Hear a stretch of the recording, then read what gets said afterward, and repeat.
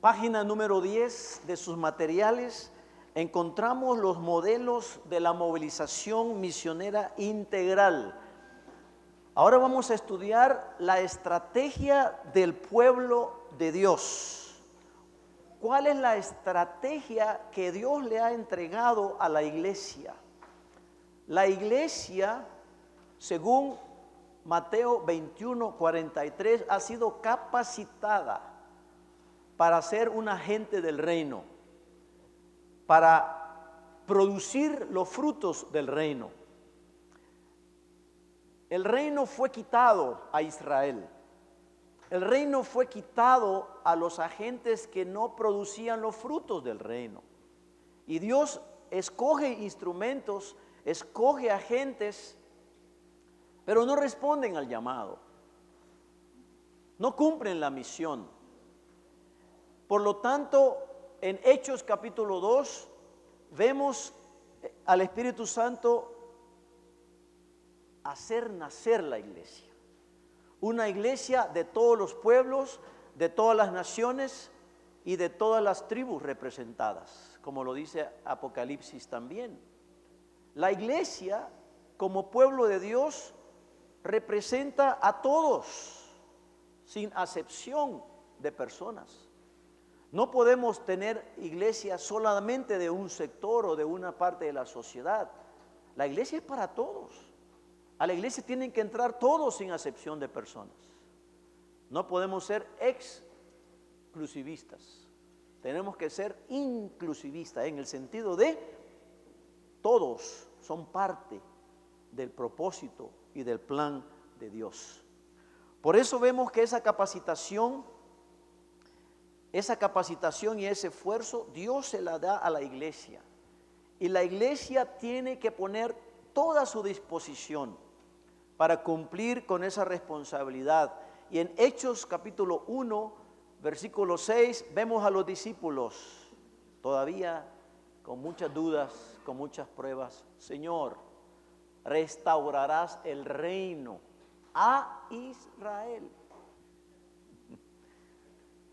Después de cuánto tiempo de estar en la escuela de capacitación, los discípulos todavía, y yo sigo haciéndome preguntas, Señor, pero no es a Israel. Hechos 1:6, restaurarás tu reino. Jesús les había dicho, mi reino es un reino para todos, pero tenemos una mentalidad hacia Jerusalén todavía, hacia adentro. Todavía estamos pensando hacia adentro. Tenemos que pedirle al Señor que nos revele, nos ilumine. Ojalá no nos elimine. Nos ilumine más su corazón misionero y podamos aceptar la responsabilidad global, local, de cruzar fronteras sociales, políticas, religiosas, lingüísticas y poner todo nuestro esfuerzo para que el evangelio sea predicado donde el evangelio aún no ha sido predicado. Y el pueblo de Dios, la iglesia de Dios, tiene una responsabilidad de esforzarse en predicar el evangelio donde Cristo aún no ha sido predicado y poner atención a la prioridad de Dios, poner atención a lo que Dios quiere que se haga aquí y ahora, poner atención a su reino, a su gloria, a su voluntad, y nosotros someternos a su gloria y a su voluntad, someter nuestro cuerpo, nuestra alma, nuestro espíritu, decirle al Señor, nosotros tenemos nuestro Getsemaní también. ¿Qué pasa en nuestro Getsemaní? No quiero morir, no quiero, Señor, no puedo, me cuesta, dame 3 años más, dame 40 años más como Moisés. Bueno, nos va a tomar más tiempo, pero Dios quiere que busquemos lo que se ha perdido. Dios quiere que seamos obreros fieles. y crucemos esas fronteras como iglesia misionera y lleguemos al capítulo 13 del libro de los Hechos.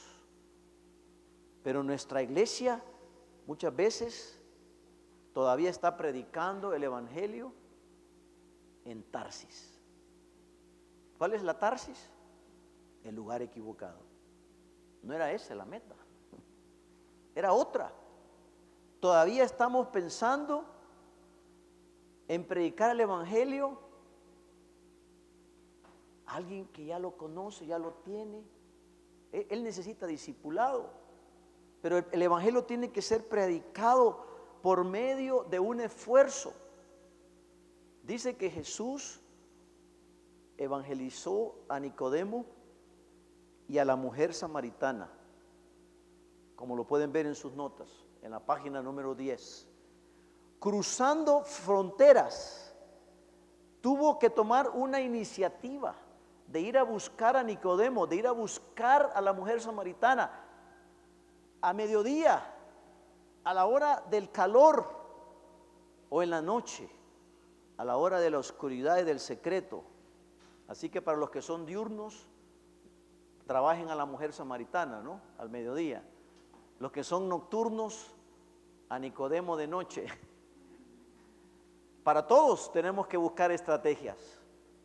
Y en todo lugar tenemos que cruzar fronteras y penetrar con el evangelio. Pablo lo hizo en Atenas. ¿Cómo llegó Pablo a evangelizar? Después de que la iglesia fue movilizada y llegó hasta ese sector de Atenas. Comenzó en Jerusalén, siguió en Judea, en Samaria.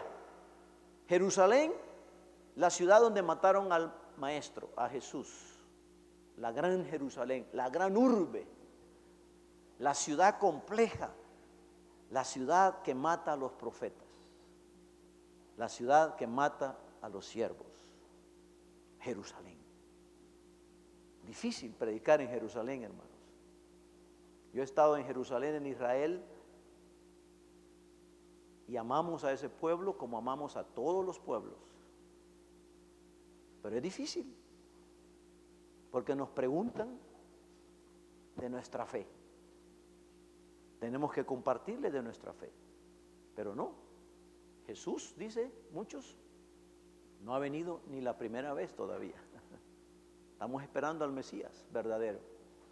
Hay otro Mesías, hay otro Salvador, pero la iglesia tiene que cruzar esa barrera y enfrentar su Jerusalén, y enfrentar su propio Getsemaní, donde está luchando, diciendo que no quiere, pero necesita ir a Jerusalén, subir a Jerusalén, llegar a la gran ciudad y enfrentar el imperio, el imperialismo, el dominio de los poderes que Satanás tiene en esas grandes ciudades. Después el Señor dice: sean mis testigos en Judea. Judea, donde nació Judas Iscariote, Judas, el discípulo que nos traicionó. Cruzar Judea implica otro esfuerzo más, tomar otra iniciativa más, dar otro salto de calidad. Implica ir más allá de nuestra Jerusalén, más allá de nuestra Judea. Y ahora tenemos que recordar a nuestros primeros misioneros que vinieron a nuestras tierras aquí en Centroamérica, en América Latina, en el sur, vinieron del norte, misioneros que dijeron y leyeron Hechos 1:8, hemos descuidado nuestra Samaria. Hemos descuidado nuestra Samaria. Tenemos que ir a nuestra Samaria. Y nuestra Samaria son los samaritanos, enemigos. No los queremos. Quisiéramos que les caiga un rayo mejor, ¿verdad? A esa aldea samaritana. Pero no. Dios tiene misericordia de Samaria.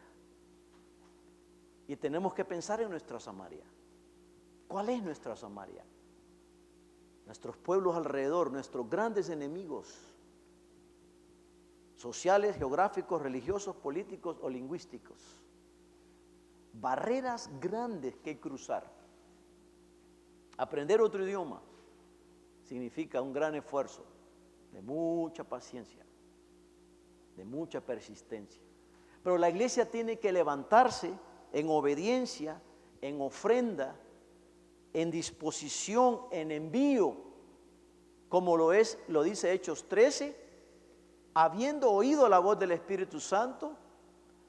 La iglesia ha discernido, ha oído de muchas maneras la voz del Espíritu Santo. En Hechos 13 encontramos que el Espíritu Santo habla a la iglesia.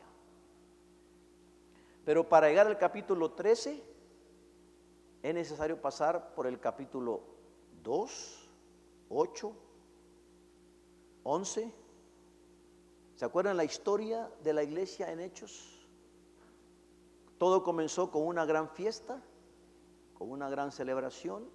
Sí, la iglesia es transformada, impactada. Nace la iglesia de todos los pueblos, pero la iglesia crece. Pedro, Juan, los apóstoles predican el evangelio. Y Dios levanta a la iglesia y le da evangelistas, le da profetas, le da maestros, le da pastores a la iglesia. Y la iglesia madura después de 5, 10, 20 años, 30 años. El apóstol Pablo durante 30 años en su ministerio estableció 10 iglesias. 30 años de trabajo y 10 iglesias. Nosotros queremos establecer iglesias ahora en 3 días o 3 meses o en 3 años, 15 años. Está bien cuando la buena tierra crece y fructifica. Pero ¿qué cuando hay una tierra estéril, una tierra difícil para sembrar? Cuesta mucho tiempo, mucho tiempo. Cuesta. La iglesia, para llegar al capítulo 13, pasó por persecución. La iglesia se esparció. La iglesia quería quedarse en Jerusalén. La iglesia quería quedarse ahí mismo en esa región. No, yo no los quiero aquí. ¿Qué dijo en Génesis capítulo 1, 26? Hagamos al hombre a nuestra imagen, pero fructifiquen, llenen la tierra, espárzanse. No se queden ahí en esa esquina, en ese rincón, en esa aldea, en ese pueblo. Vayan, espárzanse, comuniquen las buenas nuevas en otros lugares, no pueden quedarse en un solo lugar. Y vemos a la iglesia en Hechos 13 escuchando el llamado misionero. Si ustedes abren mi página web ahí, o en mi blog, o mi Facebook, se van a dar cuenta que mi mayor énfasis en estos momentos, en el llamado misionero, en el movimiento misionero, tiene que ver con esto, con la vocación, el llamado claro de Dios. No podemos hacer nada si no estamos claros en el llamamiento divino. Ahí tiene que comenzar todo. Tenemos que estar claros cuál es mi rol, cuál es mi ministerio, cuáles son mis dones. No vamos a hacer algo por lo cual no estamos capacitados. No podemos hacer una tarea por la cual Dios no nos ha dado un don sobrenatural o un talento natural. Dios ha dado dones sobrenaturales a la iglesia, son dones del Espíritu Santo, pero también Dios ha dado talentos, habilidades a la iglesia. A la iglesia en Antioquía, en Hechos 13, le había dado profetas y maestros, pero no le había dado apóstoles todavía. No tenía apóstoles la iglesia, no tenía misioneros.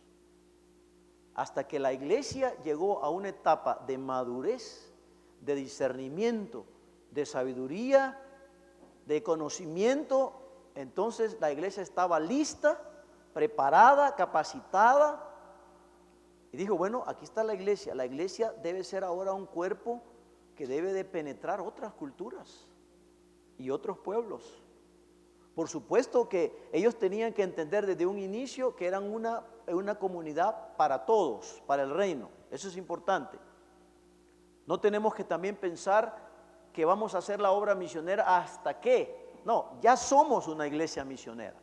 La iglesia nace como una iglesia misionera. La iglesia crece, madura. La iglesia tiene la esencia tiene la visión, la cosmovisión, desde que nace, con esa perspectiva. Por eso es importante hoy que cuando discipulemos con visión del reino, con visión misionera, con una visión, cosmovisión bíblica a los creyentes.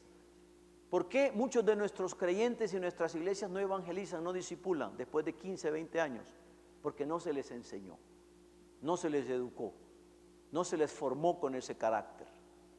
Tenemos que reeducar, reenseñar, tenemos que tener paradigmas nuevos con una mentalidad, con una visión de transformación, de cambio.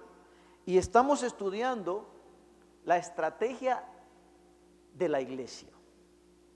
La iglesia es la eclesía, la comunidad de Cristo, la asamblea que se reúne para cumplir los 7 mandatos que hemos estudiado en este curso, los 7 mandatos de Cristo, los mandatos de la palabra, los mandatos de la oración.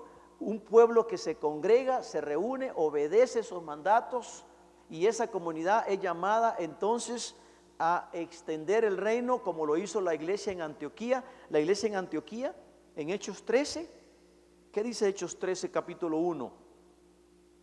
Que habían profetas y maestros. La iglesia tenía una capacidad, un liderazgo. La iglesia había crecido, había madurado, de tal manera que ahora la iglesia discierne la voz del Espíritu Santo que le dice: apartadme a Pablo y a Bernabé para la obra a la cual yo los he llamado. Caleo, dice ahí, el caleo es el llamado. Por primera vez en el Nuevo Testamento se menciona el llamamiento misionero transcultural en Hechos capítulo 13. Primera vez. Se menciona explícitamente en el texto.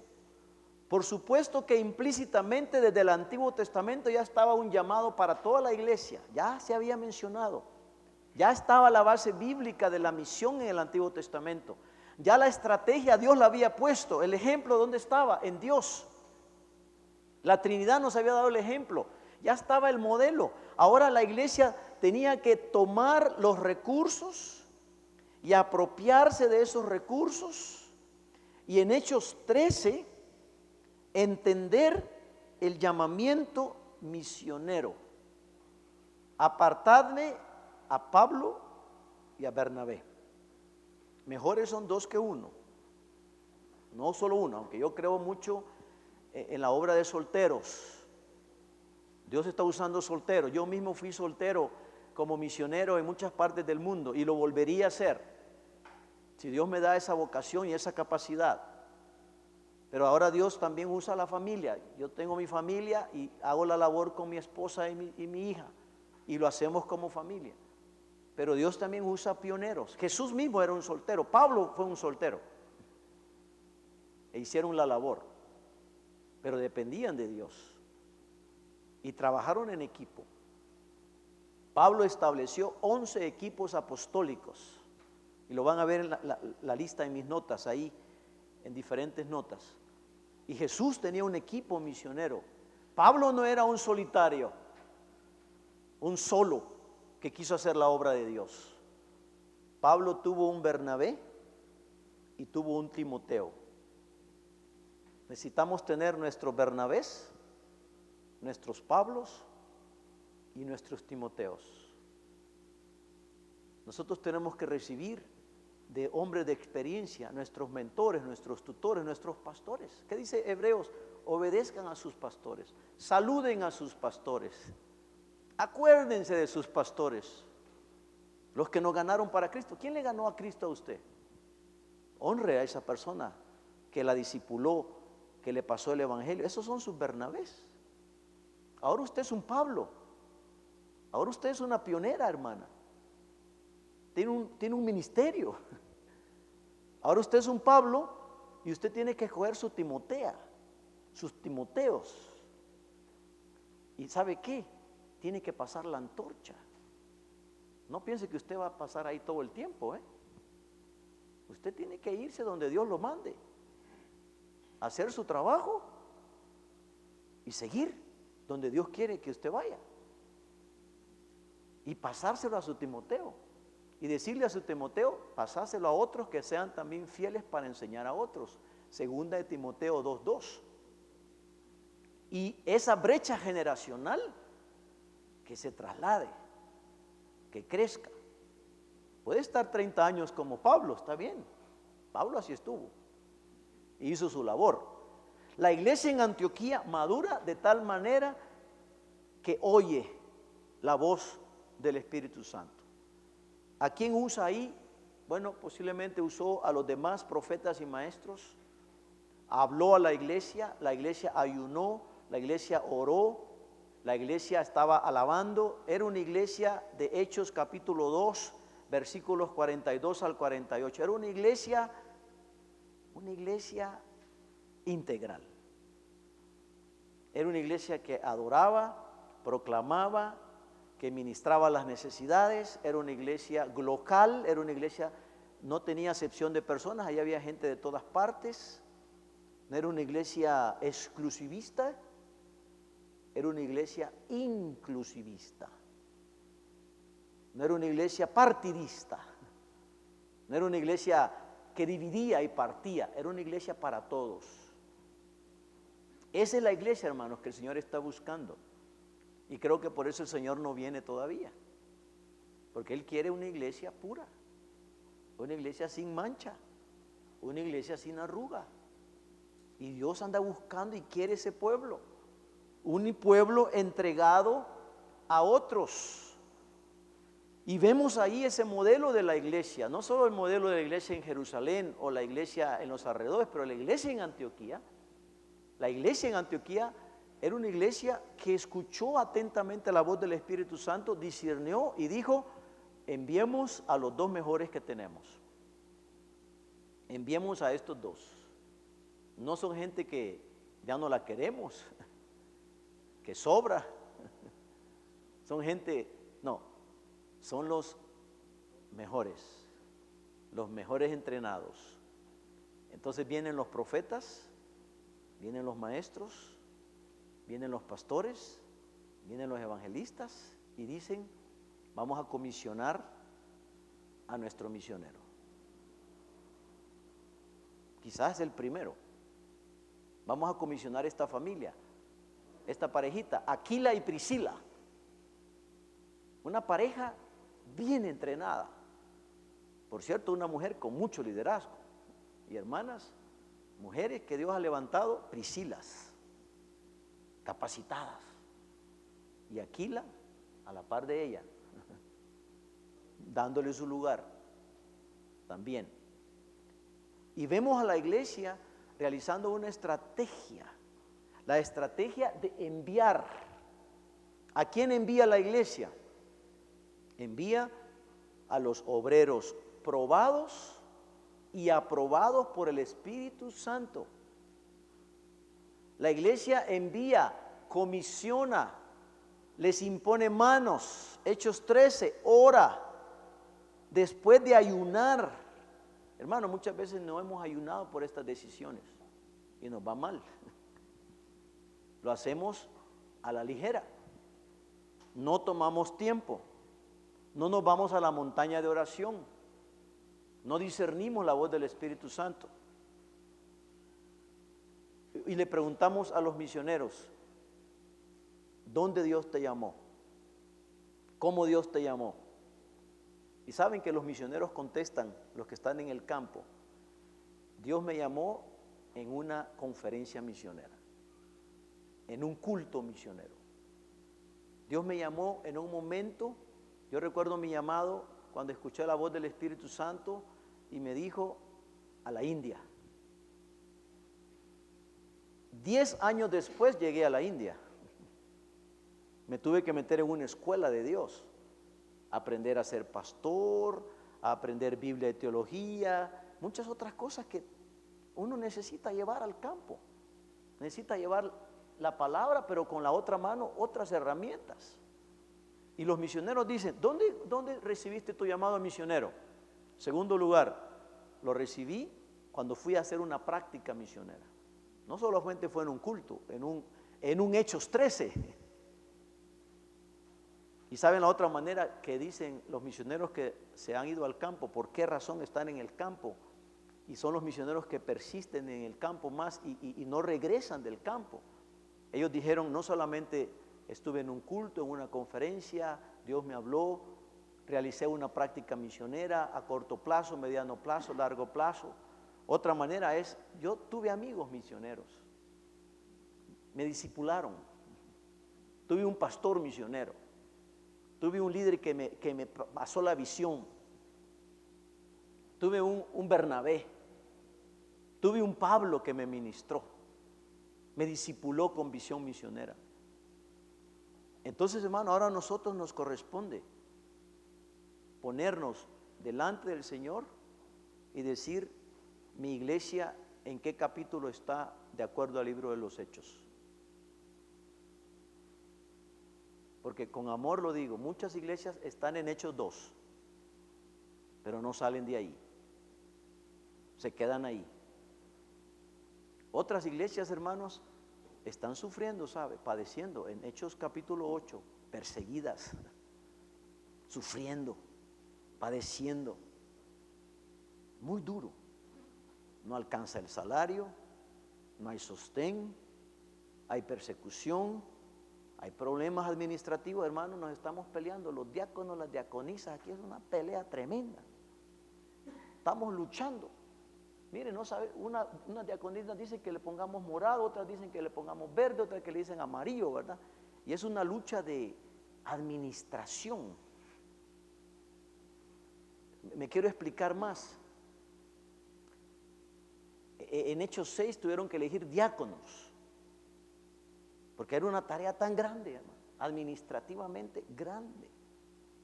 ¿Y cómo se iban a poner a predicar y a enseñar? No tenían tiempo, si había que preparar el agua, había que preparar el refrigerio, la refacción, la comida.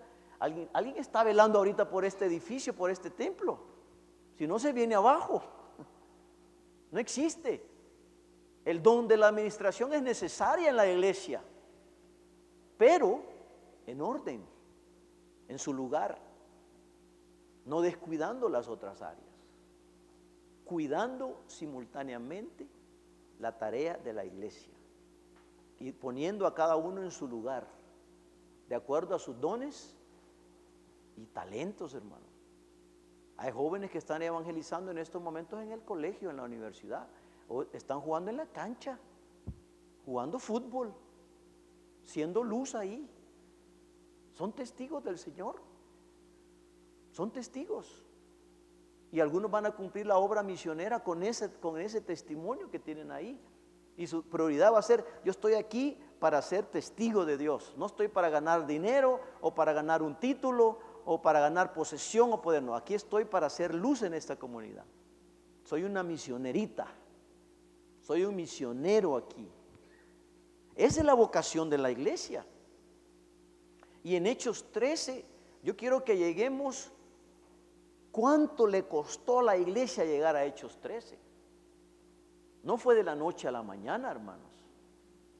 La iglesia creció, nació, se estableció, comenzó a crecer y a crecer.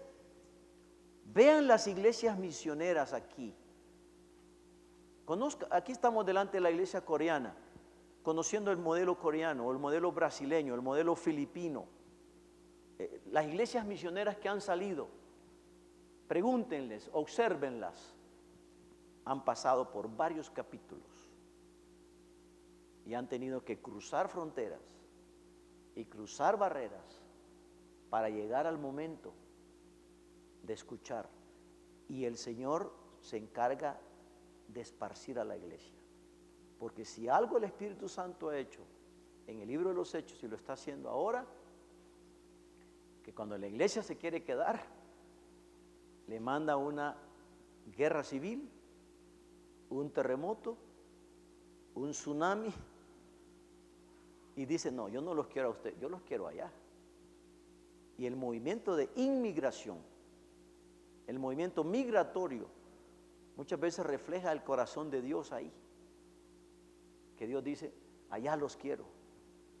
Y entonces uno se encuentra como Jonás ahí en medio, ¿verdad?, de la tormenta, y vienen los marinos y dicen, Jonás, vos sos el culpable de esto. Vos sos el culpable de esta tormenta.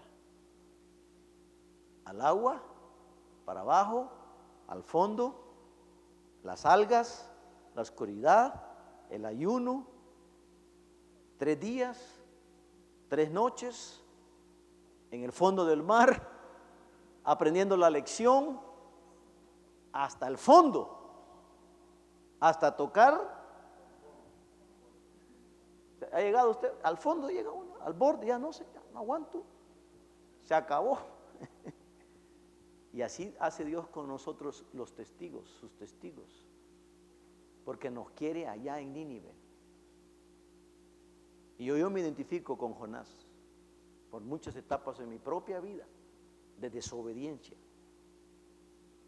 donde no he estado haciendo lo que Dios quiere que yo haga, pero Dios me quiere ahí en su lugar. Y hermanos, nos tienen una escuela de capacitación, y a la iglesia la prepara, la madura, la llama, la forma, la forja, la mete en prueba de fuego para que aprendamos la lección, para que aprendamos a oír la voz del Espíritu Santo, no la voz de un humano, de un ser humano. No, oigamos la voz de Dios que nos dice, apártenme a Pablo y a Bernabé para la obra que yo los he llamado. Entonces, el llamamiento de la iglesia es una vocación, es un llamado a servir a otros, a dar, no a quedarse con lo que tiene, sino a compartir. ¿Habían pobres en la iglesia en Jerusalén? ¿Sí o no? ¿Habían pobres? ¿Gente que necesitaba entre ellos?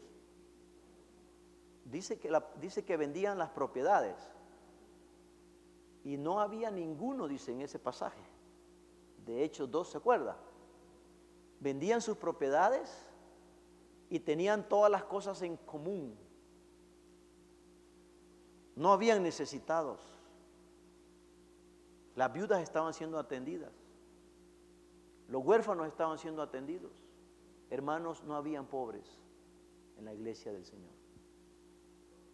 Y no deben haber pobres entre nuestras congregaciones, comenzando con los de la fe, primeramente de la fe. No es posible, hermano, es injusto. La iglesia tiene que cubrir sus necesidades. Es mi familia, es el miembro de mi cuerpo. Yo tengo que velar por ellos. Es la iglesia del Señor, es mi familia.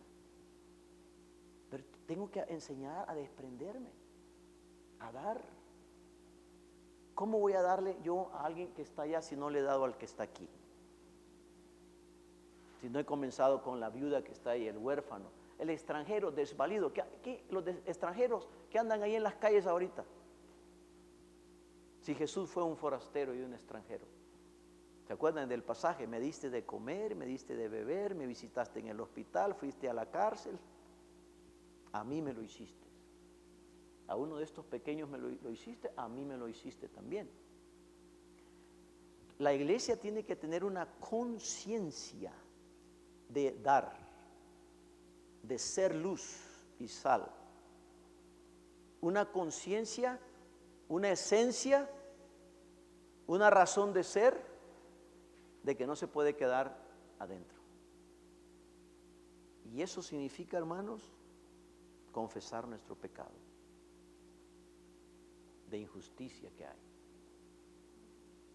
porque la injusticia de allá también refleja la injusticia de aquí, y comienza en mi corazón, comienza en mi casa, comienza conmigo, y yo tengo que con autoridad salir e ir y decir, lo podemos hacer. Entonces la iglesia recibe la capacitación transcultural y el trabajo en equipo. Página 11. La hora ha llegado de ser locales, de ser simultáneamente, pensar en los hambrientos. Si yo tengo hambre, también otros tienen hambre. Si yo tengo sueño, estoy cansado, también otros también están cansados, también otros están necesitados. Y tengo que pensar en el espíritu de Hechos 1:8, pero también en el espíritu de Apocalipsis, que dice que de toda tribu, de toda lengua, de todo pueblo y de toda nación estarán delante del Cordero, diciendo: digno es el Cordero. Delante del Cordero, reconociendo que han sido ya lavados. ¿Por quién? Limpiados. ¿Por quién? Por la sangre del Cordero de Dios que fue inmolado. Toda maldad ha sido quitada, todo pecado ha sido perdonado por la sangre de Jesucristo. Y han sido limpiados y han sido, se les ha puesto vestiduras blancas delante del Cordero, y con palmas en las manos están adorando al Señor y diciendo lo que Jonás dijo en el fondo del mar después de 3 días y 3 noches en el seminario, sacando la maestría, el profesorado, el doctorado. Después de 3 días, 3 meses o 3 años, no sé cuánto nos va a tomar el Señor, aprendiendo a decir: la salvación es de Jehová. La salvación pertenece a Jehová. Quien salva es Jehová. Hagámoslo, como dice Pablo: de todas maneras yo quiero salvar uno. Me he hecho judío, me he hecho musulmán, me he hecho católico romano, por amor a algunos. Me he vestido como ellos, me he encarnado como ellos, para que gane a algunos. Me he identificado, me he encarnado, pero eso significa despojo. Despojo, eso significa negarnos a nosotros mismos, tomar la decisión antes en nuestro Getsemaní: yo voy a morir ahí, voy a ir con una maleta vacía, no con un boleto de ida y vuelta, solo boleto de ida. Ya no regreso, ya me quedo ahí. No pensar en regresar. Cuando Hernán Cortés vino con los españoles en el barco, ¿se acuerdan los barcos? Les quemó los barcos, se los quemó y dijo: a la conquista, adentro. Y ahí vino la resistencia indígena, ¿verdad? Y entró, por eso, y en el norte quedó la resistencia, en el norte hay una resistencia indígena. Y se metió, y los soldados no pudieran pensar en regresar. No regreso. Le quemó las naves. Hermano, ese es un discípulo de Jesús. Se niega a sí mismo, toma su cruz y sigue al Maestro. Por eso algunos dicen: no, mira, eso no es para mí, no es para nosotros. Bueno, el llamado es claro. Si Dios te ha llamado a ser misionero, profeta, predicador, evangelista, ¿cuál era este? Maestro. ¿O Dios te ha llamado a ser pastor, a cuidar las ovejas, a nutrirlas y a enviarlas? Y usted como pastor le va a imponer manos a los misioneros y los va a enviar, pero usted cuida de las ovejas.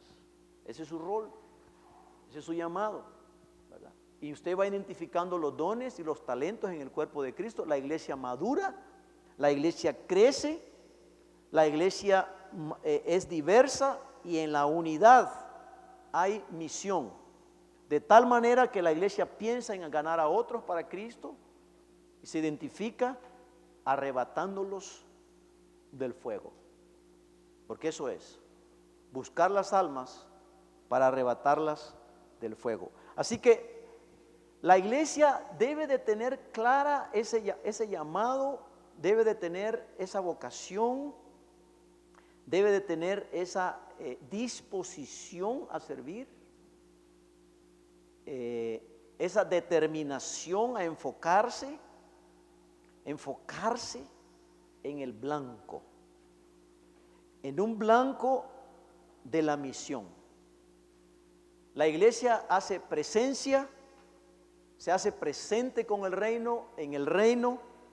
La iglesia proclama el evangelio, es un querigma para la humanidad, pero la iglesia tiene que persuadir, la iglesia tiene que decirle a las gentes, a los pueblos, entren al reino. El reino de Dios es la salvación. El reino de Cristo es donde Cristo cubre y sana y salva. La sangre de Cristo es la que limpia, la que purifica, la que cambia. Entren al reino, háganse discípulos, pero no se hagan discípulos para quedarse ahí.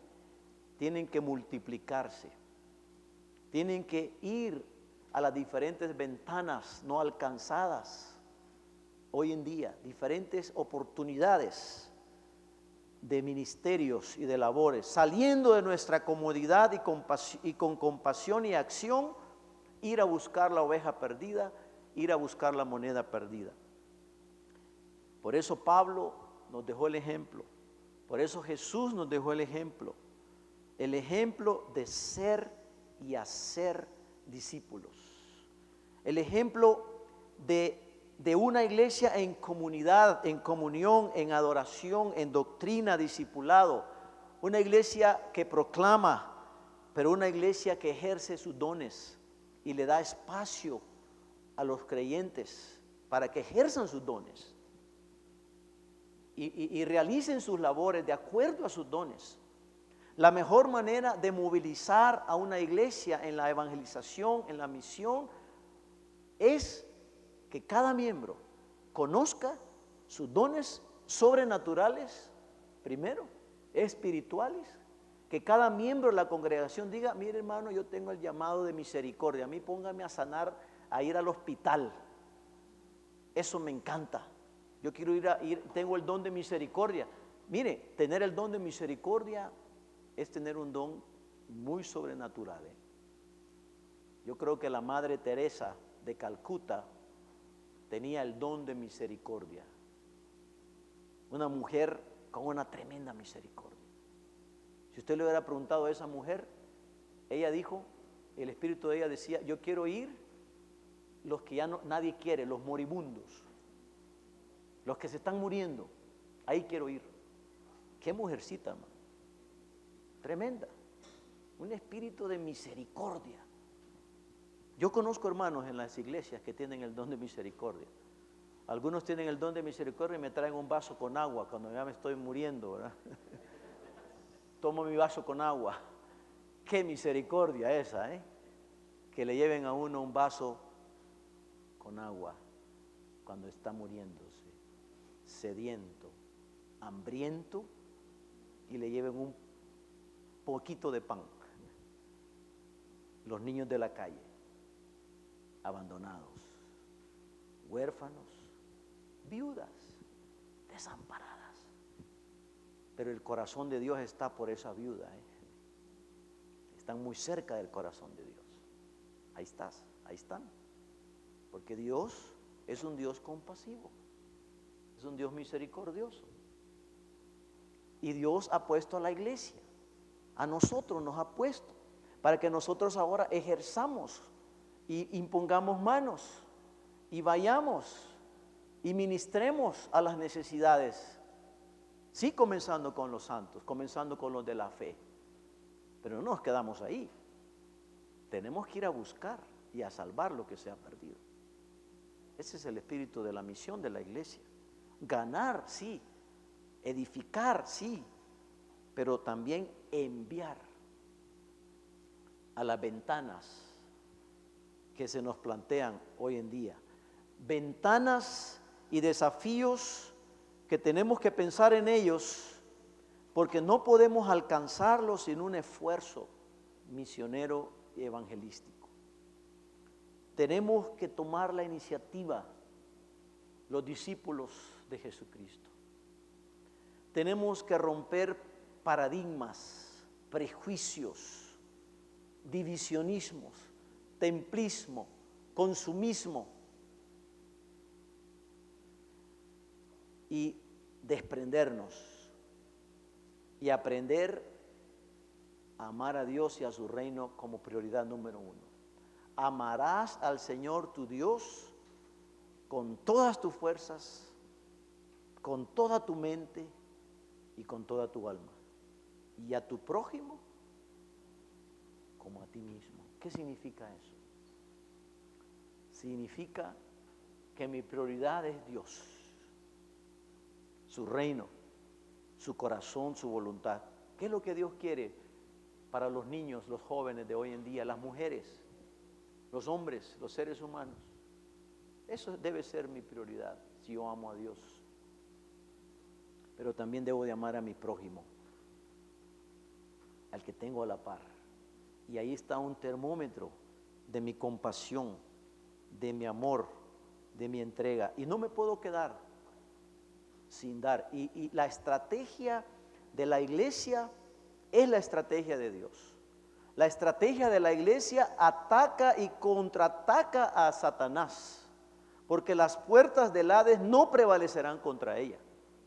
Porque Dios ha establecido su iglesia y la está estableciendo y la está madurando y está llevando a la iglesia a través de muchos capítulos. Llegará el capítulo 16 como el capítulo de Hechos 16, cuando el Espíritu Santo le habló al apóstol, al siervo, le habló a Pablo en la noche, le mostró una visión y le dijo a Pablo y a su equipo misionero, a su equipo de pastores y líderes: pasa a Macedonia y ayúdanos. Y él vio la visión. Y nuestra oración debe ser que hoy en día la iglesia responda, y los pastores y los apóstoles, los líderes, los misioneros llamados escuchen, vean claramente la visión de Dios, el llamado de Dios, y disciernan a dónde van a invertir el resto de su vida. ¿A dónde van a poner a estudiar a sus niños, a sus jóvenes? Pues que aprendan a estudiar alemán, hebreo, griego, latín. ¿Cuál es el idioma que hay que aprender ahora? Mandarín, o si es necesario sutujil, o árabe, coreano. Hay que aprender a manejar la guitarra, la pelota de básquet, la pelota de fútbol. Hay que aprender a manejar todas las herramientas necesarias para ser efectivo en una sociedad que nos necesita. No puede estar la iglesia aquí, la iglesia debe estar allá y más allá. Y tiene que llevar el evangelio donde la gente esté. La luz tiene que estar no debajo, la luz tiene que estar arriba, alumbrando. Así alumbre vuestra luz delante de los hombres, y hagamos callar la ignorancia de los incrédulos con nuestras buenas obras. Nuestras obras iluminen la vida de los no creyentes. Nuestras buenas obras. No hemos sido salvos por nuestras buenas obras, pero sí para buenas obras. No somos salvos por obras, pero somos salvos por la gracia de Dios. Pero la gracia de Dios nos capacita para hacer buenas obras, obras de misericordia, obras de amor, obras de justicia, de perdón.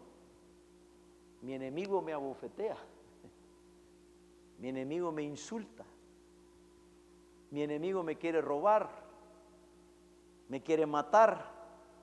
¿Qué hago? Bueno, acordémonos del pasaje de la palabra que dice: amarás a tu prójimo, amarás a tus enemigos, no aborrecerás, no tendrás divorcio, no vas a abortar si es un ser humano el que está ahí, si es vida. Pero no es fácil la tarea. La tarea nos implica una ética, nos implica una conciencia de la palabra, y la iglesia demuestra y confirma y comprueba esta responsabilidad como cuerpo. La figura de la iglesia es una familia, un edificio que se construye.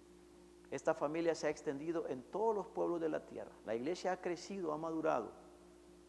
La iglesia en el siglo XXI está llegando a un clímax, como Hechos 13 o Hechos 16. Pero faltan muchos capítulos por escribirse.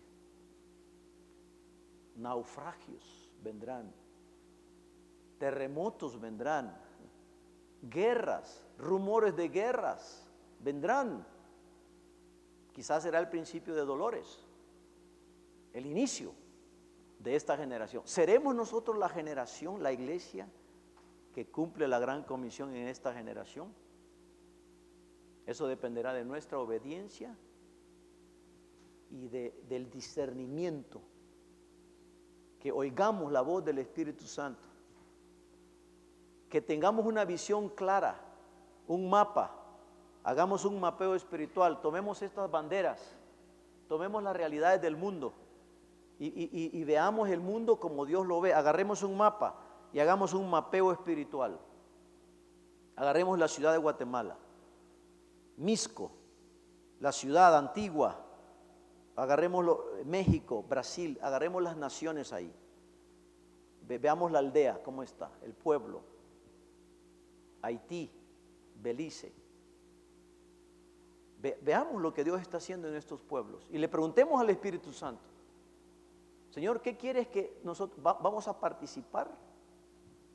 Una iglesia misionera es una iglesia que es consciente de su misión, de su tarea, pero es consciente de su responsabilidad de ser y hacer discípulos aquí, ahora y hasta lo último de la tierra, simultáneamente.